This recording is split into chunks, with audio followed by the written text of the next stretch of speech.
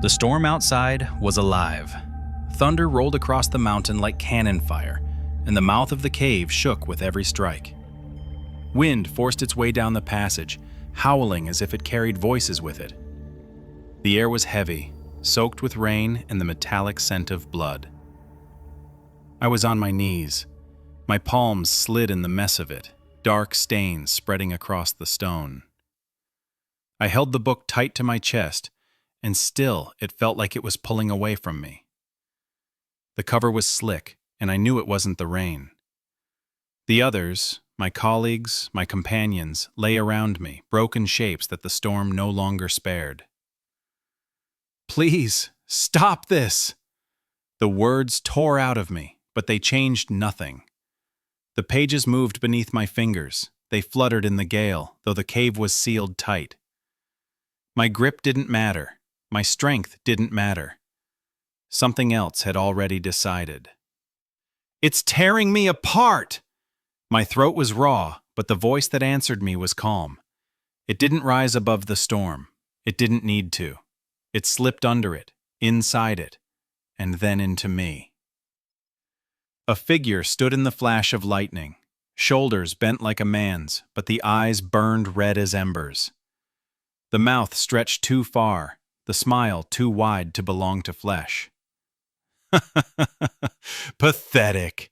You were always meant to kneel." I couldn't close the book. My hands betrayed me, dragging the weight of the cover open. Symbols rose from the parchment, glowing faintly, lines shifting as though alive. My lips moved before I understood what I was saying. The sounds weren't human. They were jagged, heavy, older than anything I'd ever studied. They shook my teeth in my jaw.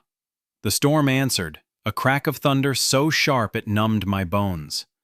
The lights of our lamps shattered one by one until only the glow from the book remained. I remember the taste of ash, the sting in my eyes, and the pressure in my chest as though the whole mountain pressed down to listen. I don't remember breathing. I only remember the silence between the syllables, and how it felt like something reached for me through it. And then I knew I couldn't stop. Not here, not now. The page was turning, and I was only its witness. My voice carried the words, whether I wanted them or not. To understand how I ended up here, we must go back. I used to think my life was predictable. Lectures, papers, conferences, the occasional dinner with colleagues who pretended they admired the work I'd done. I'm 43 now, divorced. I live alone in a narrow house not far from Harvard Yard, close enough to hear the bells, but far enough that the tourists never wander onto my street. My name is Edward Price. I teach ancient languages at Harvard University. Languages that most people don't care about. Languages older than any empire that's remembered today. I've always had this ability. Since I was a child, I could look at shapes carved in stone or scratched into clay, and somehow, I knew what they meant. I can't explain it. I don't think anyone can. My parents thought I was making things up. Later, scholars thought I was a prodigy. But deep down, I've always known it's not something I earned. It was given. Or forced. So I built my life around it. Teaching by day, consulting on translations at night. Archaeological teams reached out more often than I expected. Money was good. Not extraordinary, but enough to keep the mortgage paid and the house warm through New England winters. Enough to make me believe there was still value in what I did. The house itself is quiet. A small 2-story place, books stacked against the walls, manuscripts spread across the desk. I've tried to fill it with sound over the years. Music, television, even a cat that didn't last long. But silence always returns. And lately, that silence hasn't been empty. It's been waiting. Then the dreams began. They came quietly, slipping into my sleep like fog through a broken window. Always the same voice. Always the same plea. Wake me. 2 words.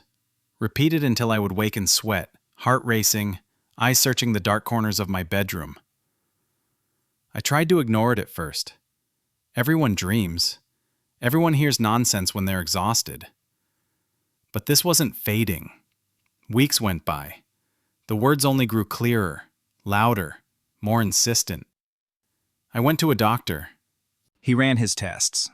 Sleep study, scans, even a round with a psychiatrist. Everything came back clean. No trauma, no tumor, no hidden disorder. I was normal, they said. Perfectly normal. I almost laughed when I heard that. Nothing about it felt normal. Classes continued. Students filled the lecture halls. I spoke about forgotten scripts, about the strange symmetry of markings carved before nations had names. They scribbled notes, some interested, most distracted. I wondered how many of them would even remember a single phrase when they left the room. Still, I taught. I told myself routine was protection. One morning, after another sleepless night, I walked the corridor of Sever Hall. Students crowded the space, their voices bouncing off the old brick walls. I remember clutching my notes tighter than usual, telling myself to just get to class. That's when it happened. A boy stumbled into me. Papers fell. He turned, his face too close, his eyes locked on mine. "Wake me." The sound froze me in place. My breath caught in my throat. He blinked, then laughed like nothing had happened. "Just kidding, Professor. You looked so serious." He ran back to his friends, leaving me clutching the papers with hands that wouldn't stop shaking. I told myself it was a prank, a coincidence. But the voice in my dreams had found its way into daylight. After that, I couldn't rest. Every corner of Harvard Yard felt different. The bells sounded harsher. The library felt colder. Even the faces of students seemed unfamiliar, like masks over something watching me. I tried to tell myself it was paranoia, but the voice followed me home, to class, even into the brief moments when I thought I was safe. That night, the email came. A message from Italy, from a man I'd only heard of through reputation, Francesco Romano, archaeologist. Known for his stubbornness, respected for his finds. He said his team had uncovered inscriptions in the mountains near Subiaco, symbols no one could decipher. He wanted me. No, he needed me. I hesitated, but only for a moment. This is what I do. This is why they call. And the truth is, I was curious. Too curious. I wrote back. I agreed. A week later, the tickets arrived. I packed quickly, the suitcase filled with notebooks, reference texts, pens that never lasted long. I stood in my study longer than I should have, staring at the shelves, at the piles of paper. Part of me knew I might not see them again. Still, I closed the door, told myself it was only another job. The flight to Rome was long. I tried to sleep, but the voice wouldn't let me. I ordered coffee after coffee, watching clouds roll beneath the plane until the sunrise painted them in fire. By the time we landed, my body was numb, but my mind sharper than ever. Francesco met me at the terminal. Short, broad shoulders, eyes that never rested in one place. He shook my hand quickly and guided me outside. He didn't waste words on pleasantries. "You understand, Professor, Vatican cannot know about this. If they find out, our work is finished." I nodded. I didn't ask why. I already knew the answer. The Church has always guarded its secrets, especially those buried in stone. We drove through the hills of Lazio. Towns passed by like fragments of another life. Monasteries perched on cliffs, crosses cutting the skyline. Francesco didn't speak much. When he did, it was about logistics, supplies, the weather. Never the meaning, never the risk. The others joined us at the base camp in the hills above Subiaco. Isabella Greco was the youngest, full of certainty, every phrase sharpened by skepticism. She smiled politely, but dismissed anything that smelled of superstition. Luca Ferraro was her opposite, loud, impatient, greedy in his eyes even when his hands were empty. He joked about selling discoveries before we even unpacked. Adrian Petrescu came from Romania, tall, serious, carrying notebooks filled with references to myths and rituals. He studied me almost as much as he studied the site. Tomasz Nagy was quiet, almost invisible. His Hungarian accent clipped when he did speak. We hiked to the site the next morning. Clouds clung low over the ridge. The path narrowed until it was only jagged rock under our boots. At last, the cave opened before us, its entrance framed with carved stone that looked almost melted by time. Inside, the air was colder than the mountain wind. I could smell damp earth, iron, and something older, like incense left too long in a sealed room. That was when we found it. The slab. A single piece of stone, blackened, smooth as glass, wedged upright against the wall of the inner chamber, symbols cut deep into its face. The others stared. To them, it was mystery. To me, it was language. I touched it, and the words formed instantly in my mind. I spoke them aloud without meaning to. 5 rules, carved into the stone, echoing in the hollow chamber as though the walls themselves were repeating me. Do not open when storms are near. Do not speak the words before midnight. Do not defile it with blood. Do not trade it or sell it. Do not betray the keeper of the book. My voice shook, not because of the cold, because the moment I said them, I felt the weight of them. They weren't suggestions, they were commands, and something in me knew they were not written by human hands. The others shifted uneasily. Isabella crossed her arms. Superstition, old warnings to scare thieves. Luca chuckled, kicking at the stone floor. If it scares collectors, it makes the price higher. Adrian only watched me, his expression unreadable. Tomasz said nothing at all. The cave was never quiet. Even when we stopped moving, even when no one spoke, there was always a sound. The wind found its way through unseen cracks, pulling at the torches until their flames leaned sideways. Shadows stretched across the stone, shifting with shapes that weren't ours. I told myself it was air, nothing more. But air doesn't whisper. Air doesn't call your name. The deeper we went, the more the echoes changed. A cough from Luca repeated 3 times. Isabella's laugh came back warped, pitched lower than it should have been. And underneath it all, the voice. It had followed me from Cambridge. It lived here now, waiting. Wake me. I stopped. The others kept walking, their lights bobbing ahead like ghostly lights in the dark. I pressed a hand to my ear, but the voice wasn't outside. It was inside, louder than it had ever been. I wanted to tell them, but the words wouldn't come. My throat locked, like I was afraid of naming it. We reached a chamber where the slab stood. I'd read the rules, but now I noticed something else. Hairline fractures across its surface, like veins glowing faintly in the torchlight. The others circled it. Luca leaned closer than the rest. So this is it? The treasure? Looks like a door that never opens. Adrian frowned, taking notes. Isabella rolled her eyes. Francesco barked orders about measuring and sketching. Tomasz stood back, silent as always. Then it happened.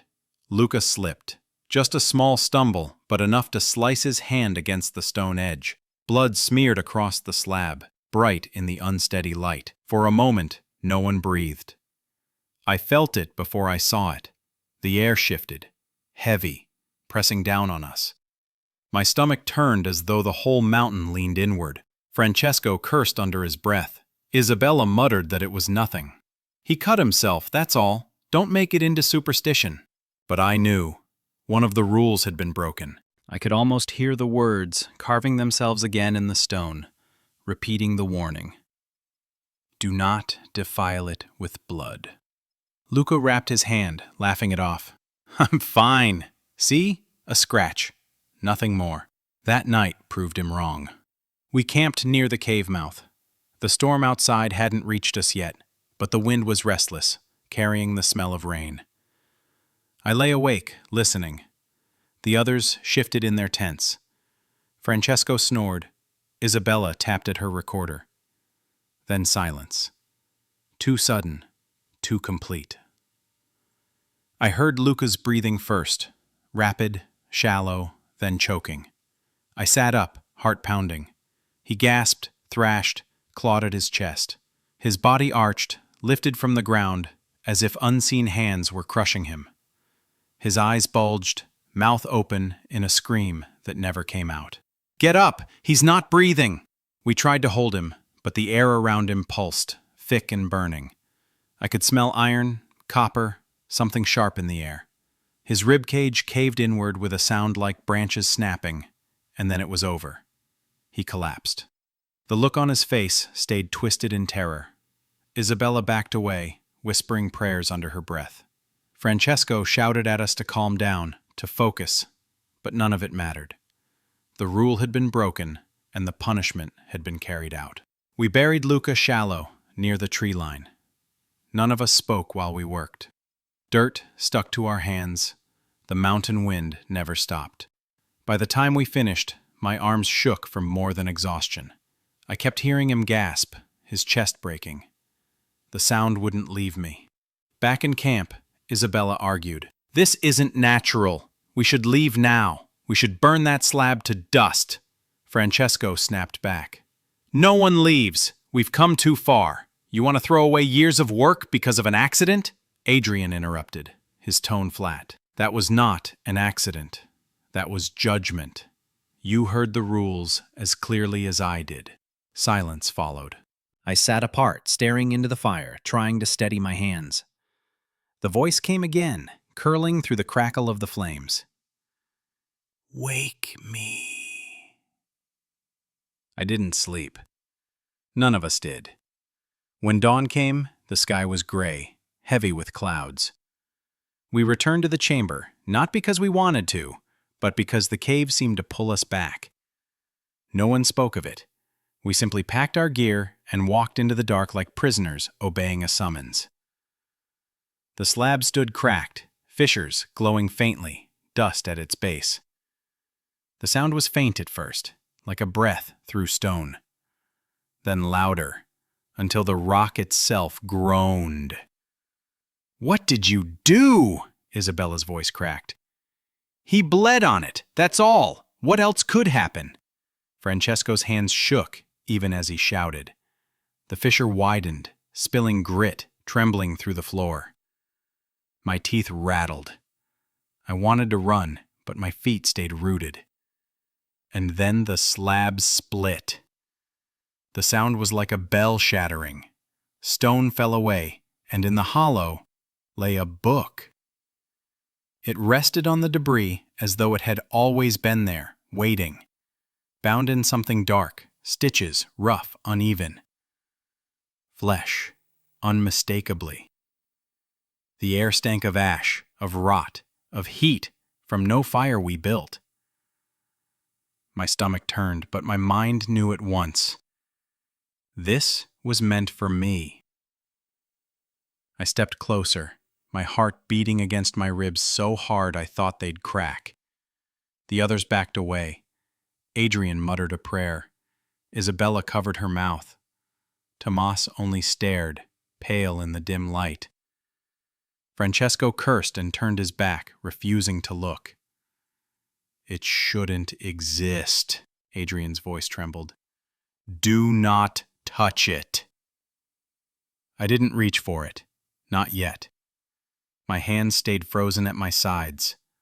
But the voice rose again, louder than ever, filling every chamber of my head. "Wake me." I told myself not to move, not to speak. But even as I stood there, frozen, I understood. The book had chosen already. The rules hadn't prevented it. They had only delayed it. And now, it had found its keeper. I could feel the heat from it, rising into my face. The letters, carved on its cover, pulsed faintly, almost alive. I tasted ash in my mouth, bitter and dry. Every instinct screamed at me to leave it where it lay, and yet, I couldn't look away. It wanted me, and deep down, I was terrified because part of me wanted it too. I should have left the book where it lay. Every part of me screamed to leave it buried in the dust, sealed in the stone that had guarded it for centuries. But I couldn't. None of us could. Its presence filled the chamber like heat, like pressure in the air before a storm. My chest hurt, my head throbbed, and yet I stepped forward. My fingers touched the cover. Flesh. Cold and damp. My stomach turned, but my hand didn't pull away. The symbols cut into its surface shifted. At first they were nothing but crude lines, uneven marks. Then they bent, curved, flowed into patterns that felt alive. And when I looked closer, the words formed in my mind. Not Latin, not Greek, not any root language I'd studied. Older, deeper. I knew what they meant before I finished tracing them with my eyes. I opened the book. Pages groaned, stiff, as though they resented the light. The smell of ash rose, thick enough to choke me. On the first page, the symbols twisted, reformed, and then I spoke them. My lips moved without my consent. The sounds left me, harsh and jagged, and yet I understood them. They were the same rhythm that had haunted my dreams. Wake me. My voice matched it perfectly. For the first time, the echo didn't come from outside or within. It came from the page itself. Isabella gasped, her hand at her mouth. You can read it. Adrian leaned closer, eyes sharp with fear. Stop. Don't say another word. Francesco pushed past him, shaking his head. Nonsense. He's proving it's valuable. Museums would kill for this. I tried to stop reading, but my tongue didn't listen. Each symbol dragged sound from me, and each sound burrowed deeper into the chamber. The walls trembled. Dust fell from the ceiling. My chest burned as though the words were fire. The shadows changed. In the corners of the cave, something shifted. A figure flickered, there, then gone. Tall, bent, its eyes glowing faint red. My breath faltered. I blinked, but the image only grew clearer. You sound like me already. The voice wasn't mine. It slithered through my mind, dripping with mockery. I slammed the book shut, gasping, my hands trembling so violently I almost dropped it. It's not me. It's speaking through me. No one answered at first. The silence was louder than the storm outside. Then Isabella shook her head, defiant. Hallucination. You're exhausted. We all are. It's suggestion. Adrian's jaw tightened. His hand gripped the crucifix around his neck. I've read of this. The old texts warned of voices carried through sacred script. This is no hallucination. Francesco swore, pacing. You're all mad. Do you know what this book is worth? Do you know what doors it opens? I clutched the book to my chest, feeling it pulse against me, as though it had a heartbeat. My vision blurred. My mind spun. I saw faces that weren't there, eyes watching from the stone. My dead colleagues. Luca's face twisted in terror, whispering over and over, "Wake me." I shook my head, fighting to stay present. If I stopped, would we survive? If I read further, would we unleash everything? My throat ached from holding the words back. The group fractured. Isabella demanded we destroy it. Adrian begged me to lock it away. Francesco shouted about contracts, funding, reputation. Tomas stayed silent, but his eyes were fixed on me, unblinking. The arguments grew louder. Isabella's voice rose until it cracked. Adrian shouted scripture like a weapon. Francesco cursed at them both, veins bulging at his neck. My ears rang. The torchlight bent around the book, pulled toward it like metal to a magnet. And then the figure returned, flickering at the edge of the light, taller than a man, its smile stretching wider than any mouth should. I heard the laugh again, sharp and cruel. They argue, but you know the truth. You've always known. You were chosen, and you can't refuse. I squeezed my eyes shut, but the voice didn't leave. It filled me, pressing from inside. My body shook. My lips parted without my consent. I wanted to scream, to deny, but all that came out was the rhythm of those ancient words. Please, make it stop. No one moved. No one breathed. The torches bent again, pulled by air that wasn't moving. My stomach twisted, bile rising. I knew then that stopping wasn't possible. The book wasn't waiting to be read. It was reading me. The air thickened. The smell of sulfur pushed into my nostrils. My skin prickled as though insects crawled under it. Adrian cried out, dropping to his knees in prayer. Isabella staggered back, tears in her eyes. Francesco, pale now, tried to deny it, even as he trembled. It's a trick! Some gas, some poison in the cave! But no poison makes shadows smile. The figure loomed closer, and though the torches flickered, I saw it clearly now.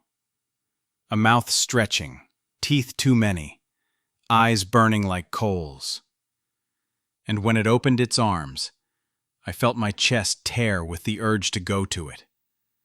I forced the book closed again, clutching it so tight my knuckles burned. My breath came ragged, and for a moment the chamber stilled. But the silence wasn't mercy. It was waiting. Tomas finally spoke, voice low, steady, but cold. You cannot keep it. None of us should.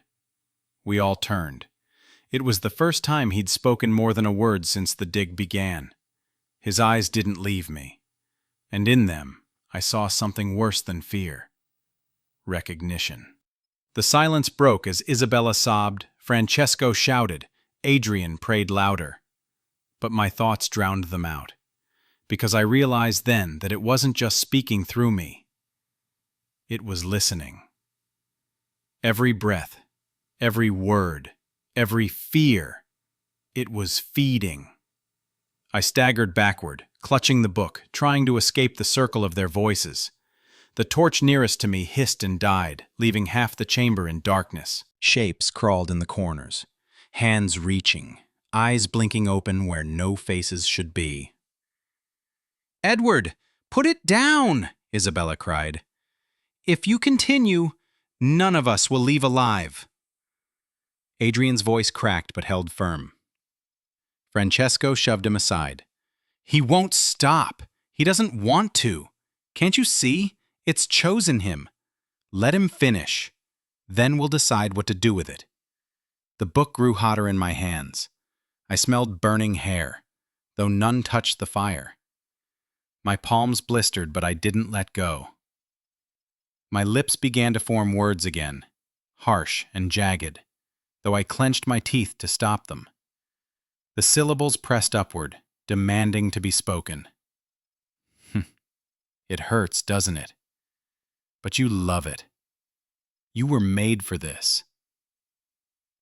The figure hovered just beyond the firelight, its body shifting like smoke, its grin too wide. My heart thundered, my vision tunneled. I couldn't tell if I was standing in the cave or sinking into some other place entirely. I knew one thing. I wasn't deciding anymore. The book had decided for me. The storm finally broke against the mountain. Rain hammered the slopes, water rushing into the cave's entrance like it wanted to drown us where we stood. The sound was deafening. Thunder split the air, shaking dust from the ceiling. The ground trembled under our boots. The chamber twisted. Statues carved into the stone. Angels, saints, guardians, bent in the flickering torchlight. Their eyes wept streaks of blood. The red traced lines down weathered faces and pooled at their feet. No one carved that. No sculptor chiseled those tears. It was happening now. Shadows broke from the walls. They ran along the floor, stretched across the ceiling, then folded back into the corners like they were alive. I felt them brush against my skin, cold as ice. Shapes leaned from the rock, too tall, too thin, arms reaching. They vanished when the lightning cracked, only to return when the thunder faded. Isabella screamed as one of the ropes securing our gear snapped from the wall and coiled upward like a serpent. It looped around Francesco's neck. He clawed at it, kicking, choking, his face purpled. We tried to reach him, but the rope dragged him backward, snapping tight against the stone. The sound was final. He hung motionless, eyes staring at nothing. "Cut it! Somebody cut it down!" The blade in my hand struck the rope again and again, but it didn't fray. When the next flash of lightning came, the rope was gone. Francesco's body with it. Only the dark stain remained on the wall. Adrian cried out. His torch fell, sputtering. From the hole in the floor, a black wind rose, pulling at us. The ground yawned. I saw him dragged toward it, his heels scraping stone. His hands clawed the dirt until his nails broke. Isabella grabbed him, screaming, but the pull was too strong. I caught his wrist at the last second, muscles tearing with the effort. For a heartbeat, I thought we saved him. Then the floor split wider. Hands, dozens of them, pale and skeletal, reached up from the pit. They seized him, dragging him down. His scream cut short as the earth closed again. Smooth, unbroken, like it had never opened. Isabella's face went pale. Her eyes darted to the walls where the carved saints bled thicker, streams running like rivers. She whispered a prayer that dissolved into sobs. I staggered back, my knees hit stone. The book burned in my hands, pages opening against my will. Symbols glowed red across the parchment, bright enough to light the cave. My mouth opened. "I can't control it!" The words ripped from me, but they weren't mine. They carried power, vibrating the chamber, shaking the mountain. My throat bled with them. I felt my chest split inside. My body was breaking against every syllable. Then the laughter came. Not from me, not from Isabella. It rolled across the chamber, deeper than thunder, crueler than any voice I'd ever heard. "You think you had a choice." Belial stepped from the shadows. Not fully formed, not yet. His body shimmered, half smoke, half flesh. Taller than any man, bent with hunger. His eyes glowed red, his grin sharp, too wide. He leaned toward me, inhaling like he was drinking the words out of my lungs. My chest collapsed with the pressure. The walls bled. Water ran black down the carvings. The storm outside pressed harder, wind howling through cracks, carrying voices. Hundreds of them. Whispering, chanting, pleading. The torches all died at once, leaving only the red glow from the book and the lightning at the cave mouth. Isabella clutched my arm, crying, shaking her head. Her lips moved, but no sound came out. She looked at me like I was already gone. The figure solidified. His feet struck stone. His hands clawed the air. For a moment, I thought he would kill me then, but instead he leaned closer, his mouth at my ear. "You freed me, and now I will walk again." With that, he dissolved. Smoke poured upward, merging with the storm. The thunder swallowed him whole. He was gone. But I knew he hadn't vanished. He'd stepped outside, into the world, hidden in some body that no one would suspect. The cave convulsed again. Cracks split the ceiling. Pebbles rained down. Isabella screamed as the floor tilted, throwing us toward the pit. I clawed at the rock, scraping skin from my hands. My nails tore, blood streaking the stone. She gripped me, her sobs ragged, her strength fading. "We're not getting out. We'll die here."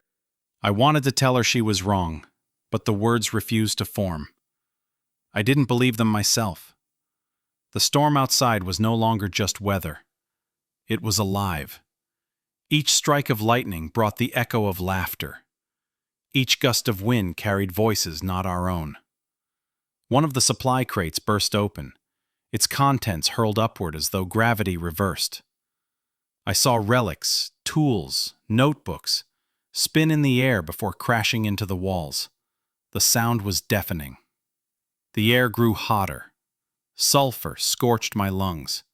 I coughed blood. From the far wall, another shape broke free. A statue of an angel, wings carved wide, tilted forward, its stone arms stretched until they weren't stone anymore. The wings beat once, showering dust.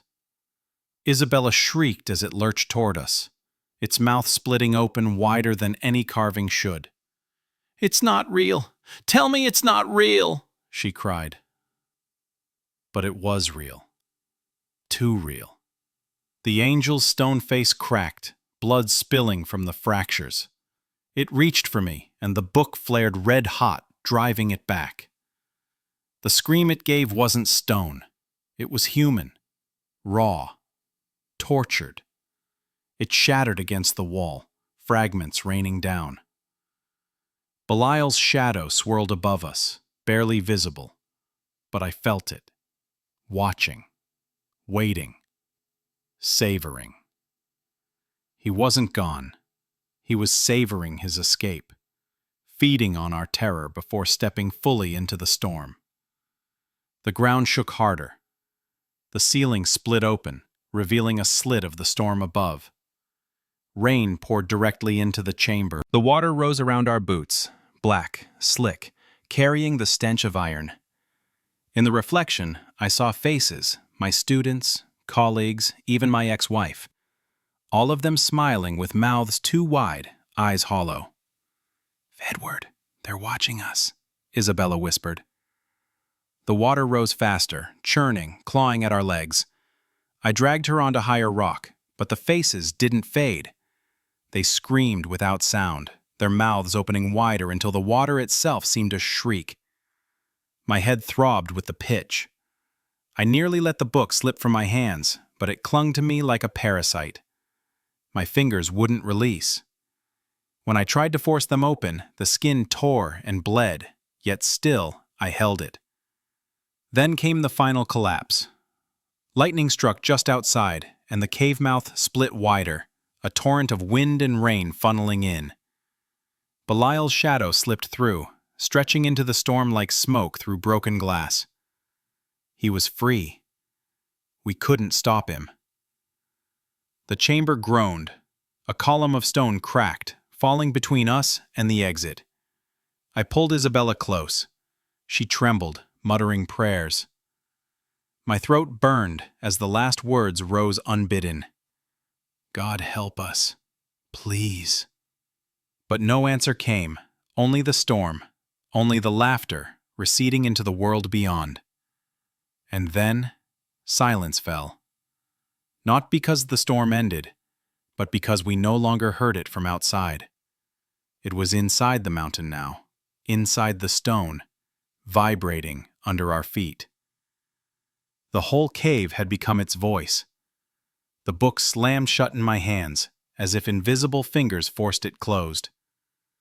My chest heaved. Isabella sobbed into her palms, her voice raw. "If this is freedom for him, then what's left for us?" I didn't answer. My eyes locked on the cave mouth where the rain churned like a curtain. Beyond it lay a world that would never be the same. Belial was out there, wearing some human skin, waiting for the day he'd find the second key. And I knew then that survival wasn't victory. It was only the beginning of something worse. The storm weakened by the hour. What had shaken the mountain and torn the sky now drained away, leaving only a mist clinging to the broken rock. Isabella and I stumbled from the chamber into the main passage, our bodies raw from exhaustion. My hands still clutched the book, though I didn't remember holding it anymore. It felt like it had grafted into my palms. The sound of boots echoed through the cavern. Light swept across the stone, not the trembling fire of our torches, but sharp beams of lanterns. Figures emerged from the fog, black cassocks, collars stark against the glow. Behind them came men in plain suits, their weapons steady, their expressions grim. Father Gabriel Conti led them. His white hair was plastered to his forehead, his eyes fixed on the book I carried. Sister Lucia Varga walked a step behind, rosary tight in her hands, her face pale but resolute. Father Arul Rajan followed, carrying a small silver reliquary against his chest. The air changed with them, heavier but steadier, like discipline pressing back the chaos.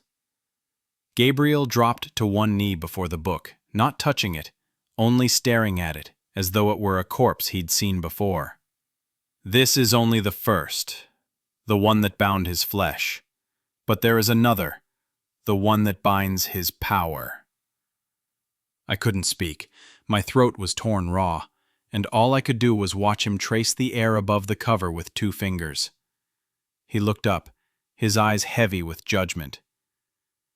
"You have freed his body, Edward Price, but the strength of what he was remains chained. If the second is broken, even the Almighty may not shield mankind." Lucia stepped closer, her voice soft but firm. "Custodi nos a malo, deliver us from evil." The words stirred the damp air, but they gave me no comfort. Nothing did. Arul set the reliquary down near the book.